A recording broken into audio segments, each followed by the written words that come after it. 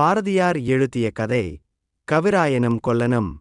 ஐரோப்பாவிலே மகா கீர்த்தி பெற்ற கவியொருவர் ஒரு கொல்லன் பட்டறை வழியாகப் போய்க் கொண்டிருந்தார். அப்போது பாட்டுச் சத்தம் கேட்டது. கவிராயர் உற்றுக் கேட்டார். உள்ளே கொல்லன் பாடிக்கொண்டிருந்தான். அந்தப் பாட்டு அந்தக் கவிராயராலே எழுதப்பட்டது. அதை அவன் பல வார்த்தைகளைச் சிதைத்தும் மாற்றியும் சந்தம் தவறியும் மனம் போன படிக்கெல்லாம் பாடிக்கொண்டிருந்தான். கவிராயருக்கு மகா கோபம் வந்துவிட்டது. உடனே உள்ளே போய் கொல்லனுடைய பட்டறையிலிருந்த சாமான்களையும் கருவிகளையும் தாறுமாறாக மாற்றி வைத்துக் குழப்பமுண்டாக்கத் தொடங்கினார். கொல்லன் கோபத்துடன், "நீ யாரடா, பைத்தியம் கொண்டவன்? என்னுடைய சாமான்களை எல்லாம் கலைத்து வேலையைக் கெடுக்கிறாய்" என்றான். "உனக்கென்ன?" என்று கேட்டார் கவிராயர். "எனக்கென்னவா?